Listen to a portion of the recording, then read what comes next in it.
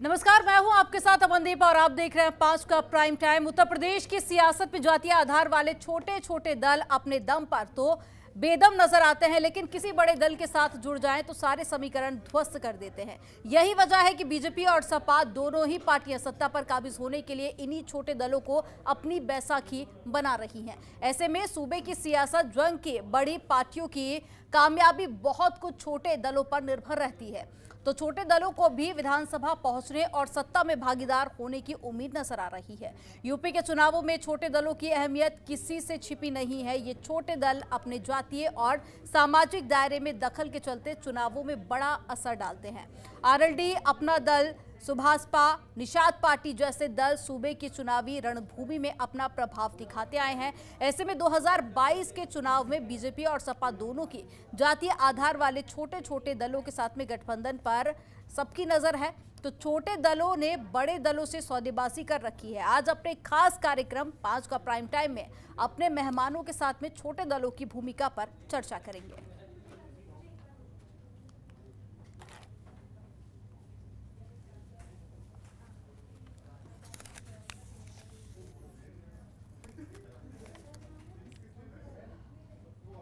तो पश्चिमी यूपी में जाट समुदाय के बीच में मजबूत पकड़ देखी जा रही है आरएलडी की, और अपने सियासी वजूद को बचाए रखने की चुनौती से भी आरएलडी जूझ रही है।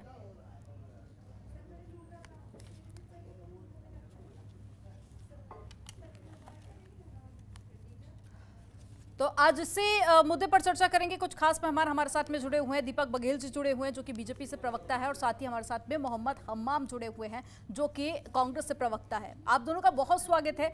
दीपक जी, आपसे शुरुआत करूंगी कि बीजेपी लगातार पिछले 5 सालों से सत्ता में है, उसके बावजूद भी गठबंधन का सहारा क्यों? क्या विकास की जो राह अभी तक बीजेपी चुनती आई है, विकास को लेकर बड़े बड़े वादे और दावे करते आई है, क्या अब उस पर बीजेपी को भरोसा नहीं है? भारतीय जनता पार्टी किसी भी प्रकार से समाज, क्षेत्र, भाषा, जाति के नाम पर कोई भी किसी भी प्रकार की राजनीति नहीं करती, परंतु हमारा एक मानना है कि सभी वर्गों को, समाज के अंदर जो विदित सभी वर्ग हैं, उनको एक राजनीतिक नेतृत्व मिलना चाहिए, और उसी प्रकार का राजनीतिक नेतृत्व भारतीय जनता पार्टी देने का काम कर रही है। सभी की हिस्सेदारी होगी, सबका साथ होगा, सबका प्रयास होगा, और जब जब सबका विश्वास होगा तो एक बेहतरीन डबल इंजन की सरकार में पूरे उत्तर प्रदेश का जो जिस प्रकार से इंफ्रास्ट्रक्चर के मामले में डेवलपमेंट हुआ है या विभिन्न क्षेत्रों में डेवलपमेंट हुआ है, चाहे किसी भी रूप से जो डेवलपमेंट हो रहा है, किसानों को जो मदद कर पा रहे हैं, हम पूरे प्रदेश की जो संपूर्ण व्यवस्थाओं को दुरुस्त करने में लगे हुए हैं और बहुत हद तक हम उसमें सफल भी हुए हैं। तो वो सारी करने में मदद मिलेगी और प्रदेश की जनता सुखी रहेगी। तो इसी के लिए तो सभी लोगों को काम करना चाहिए, पर अन्य पार्टियां देखते हैं कि वो अपने हित और लाभों के लिए आपस में गठबंधन करते हैं, किसी भी प्रकार से ताकि मलाई खाने को मिल जाए, वो इस प्रकार से करते हैं। और हमारी नीयत एकदम साफ है, और एक हमारे पास नेता भी है, नीयत भी है, और उसी के साथ में हम काम भी कर रहे हैं प्रदेश की जनता के लिए।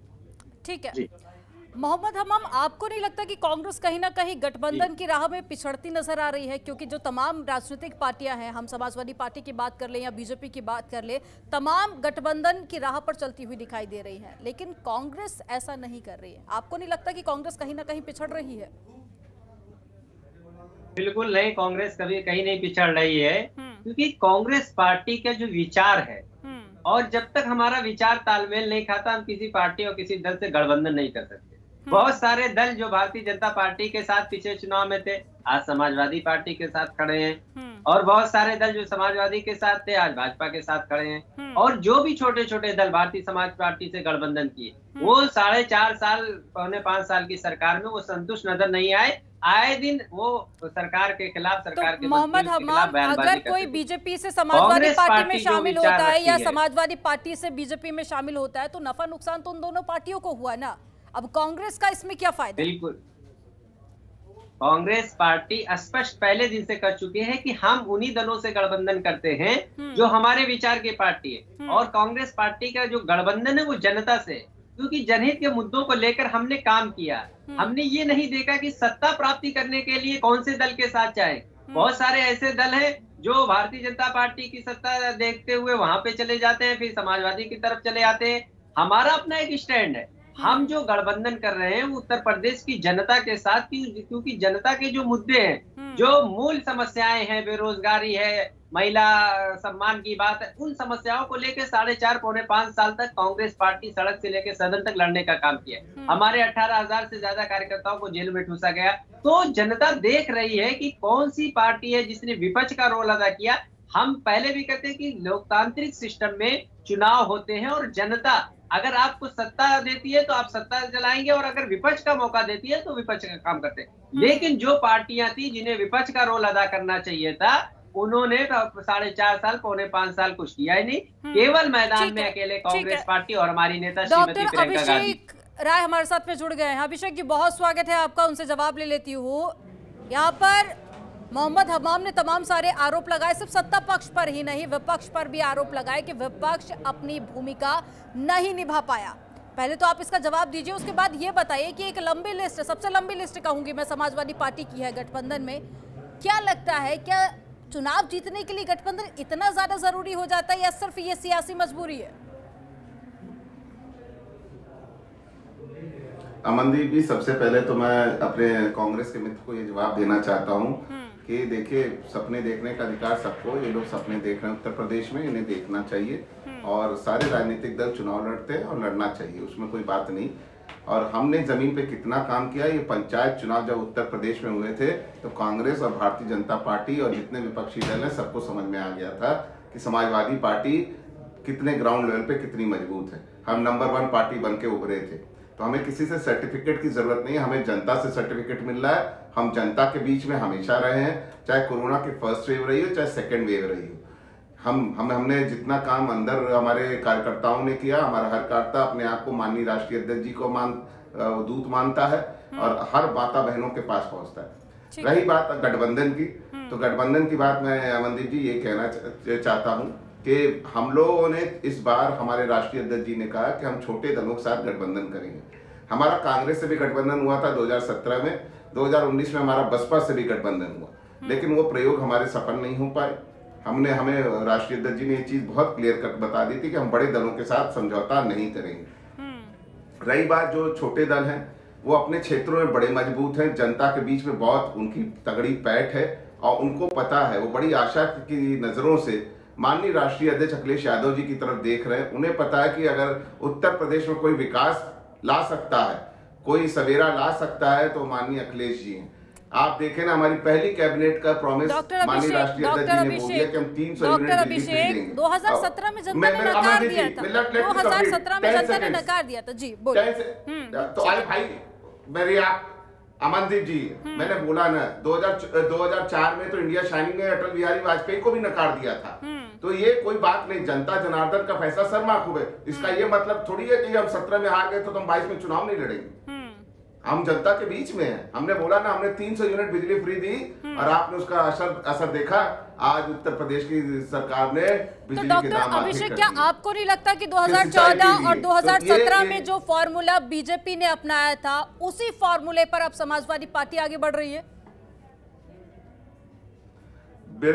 बिल्कुल नहीं, बिल्कुल नहीं। ये समाजवादियों का, हमारे राष्ट्रीय अध्यक्ष जी कहते हैं नई हवा है, नई सपा है और हम एकदम सबको साथ लेके चलने का काम करते हैं। हम समाज के हर वर्ग को लेके चलना चाहते हैं। भारतीय जनता पार्टी ने वहां संसद में वादा किया था कि जातिगत जनगणना कराएंगे, लेकिन सुप्रीम कोर्ट में सॉलिसिटर जनरल ने क्या हलफनामा दिया कि साहब हम जातिगत जनगणना नहीं कराएंगे, क्योंकि ये समाज के आखिरी पायदान पे खड़े व्यक्ति को न्याय नहीं देना चाहते। ये न्याय नहीं देना चाहते, इसलिए ये ऐसा कहते हैं। ये सिर्फ पूंजीपतियों की सरकार है। इनके 2 व्यापारी मित्र, जिनके लिए आप देखें 6 एयरपोर्ट 50 साल की लीज पे दे दिए जाते हैं, 378 दिन किसान बैठते हैं, 700 लोगों की शहादत हो जाती है। उस पर सरकार नहीं बोलती, क्योंकि जब इन्हें लगा कि पंजाब में हारने जा रहे हैं और पश्चिम उत्तर प्रदेश का सुपड़ा साफ होने जा रहा है, तो माननीय प्रधानमंत्री जी बिना बहस के, जिस कानून को उन्होंने बिना बहस के पास कराया था, बिना बहस के उसे वापस ले लेते हैं और देश की जनता से माफी मांगते हैं। ये इनका चाल और चरित्र है। जो 2014 में महंगाई डायन होती थी, उस पर ये बात नहीं करना चाहते।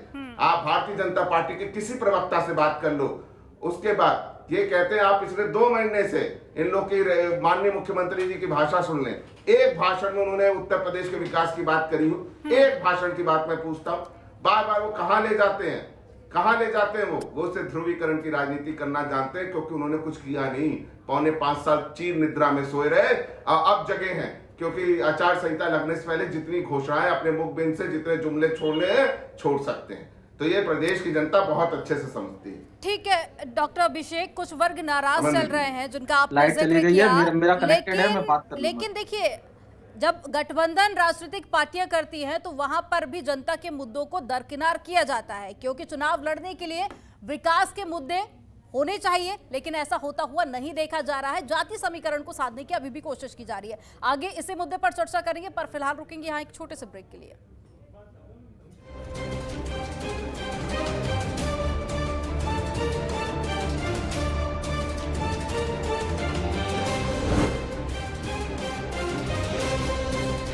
ब्रेक के बाद एक बार फिर से आपका स्वागत है। तो आज हम चर्चा कर रहे हैं छोटे दल और बड़ी राजनीति लगातार जारी है, लगातार गठबंधन का दौर भी देखा जा रहा है। अब इसका कितना फायदा होगा ये तो आने वाला वक्त ही बताएगा, लेकिन क्या गठबंधन इतना सारा जरूरी हो जाता है? आज इसी मुद्दे पर चर्चा कर रहे हैं। खास मेहमान भी हमारे साथ में जुड़े हुए हैं। और सबसे पहले ब्रेक के बाद दीपक बघेल जी आपके पास पे आऊंगे। इससे पहले हमने देखा कि अभिषेक राय ने कई सारे आरोप लगाए सत्ता पक्ष पर। क्या यही एक कारण है कि जो नाराज वर्ग अभी चल रहे हैं, गठबंधन के जरिए उनको साधने की कोशिश की जा रही है? क्योंकि महंगाई का मुद्दा है, तमाम ऐसे मुद्दे हैं जिसको लेकर अभी भी कई सारे वर्ग ऐसे हैं जो नाराज चल रहे हैं। क्या कहेंगे? जी अभिषेक जी, ये कभी नहीं बताएंगे कि जी उत्तर प्रदेश की अर्थव्यवस्था 14वें स्थान से किस प्रकार से दूसरे स्थान पे आती है, 2 लाख से किस प्रकार से 5.5 लाख की अर्थव्यवस्था हो जाती है। तो ये सारी चीजें अभिषेक जी नहीं बताएंगे किस प्रकार से पूरे प्रदेश का संपूर्ण विकास हुआ है। वो एक अलग मुद्दा है, लेकिन अभी जो वर्ग नाराज चल रहे हैं उनका भी तो डिस्कशन होगा ना, उन पर भी तो बात कीजिए। आप क्या बात है?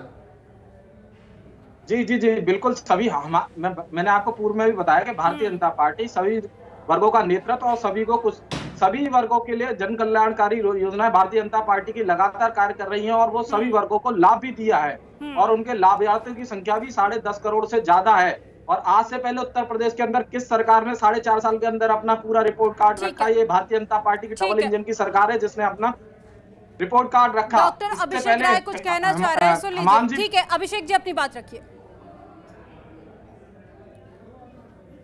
दीपक जी को मैं बहुत सीधा सा सवाल पूछना चाहता हूं। देखिए, अभी इलेक्शन कमीशन ने अपनी कहते हैं वेबसाइट पे डाला कि उत्तर प्रदेश में 15 करोड़ जो है क्या कहते हैं इलेक्टोरल है, मतलब 15 करोड़ वोट पड़ने हैं उत्तर प्रदेश में। ये कहते हैं इन्होंने 10.5 करोड़ को इन्होंने लाभान्वित कर दिया, 15 करोड़ को ये अनाज बांट रहा है, जो ये कहते हैं। तो आप एक खुद ही आंकड़ा लगा लो कि कितना झूठ बोलते हैं। ये एकदम सफेद झूठ है, क्योंकि ये ऐसा पॉसिबल ही नहीं कि इनके हिसाब से 100% को ये अनाज दे रहे हैं। मुझे भी अनाज दे रहे हैं, शायद दीपक बघेल जी के घर में भी अनाज पहुंच रहा है, क्योंकि ये भी वोटर है, मैं भी वोटर हूँ।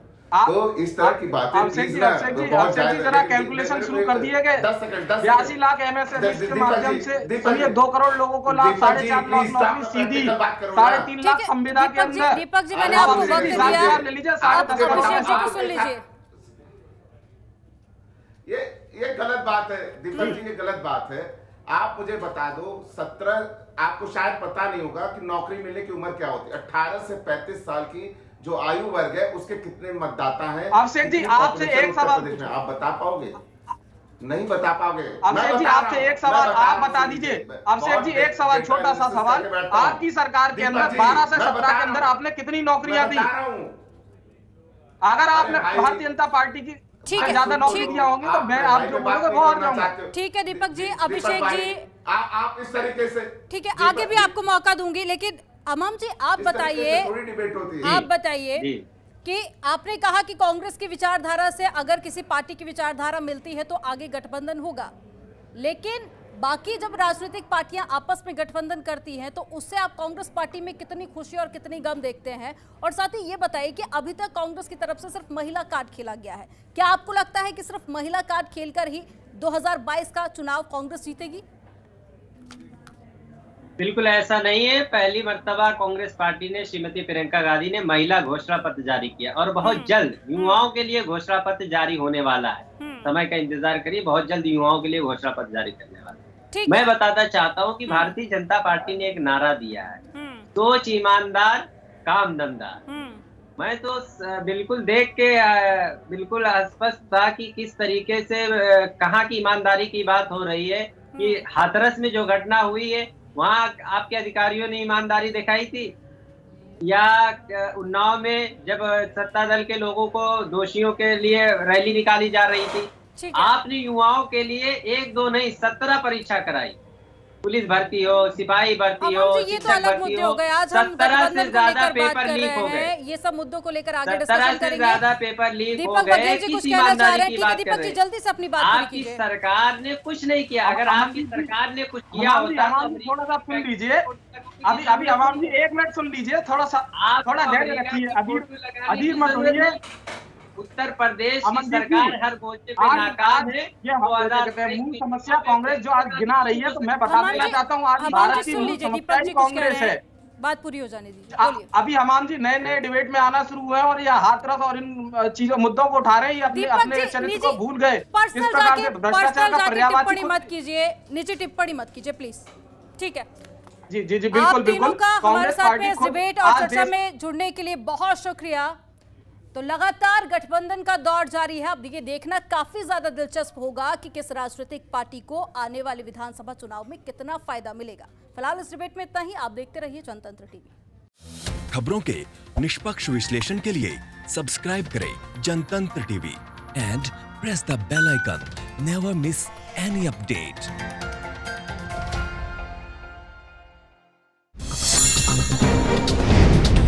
डाउनलोड कीजिए जनतंत्र टीवी ऐप को, जो कि अवेलेबल है गूगल प्ले और ऐप स्टोर पर। अधिक जानकारी के लिए अभी डाउनलोड करें।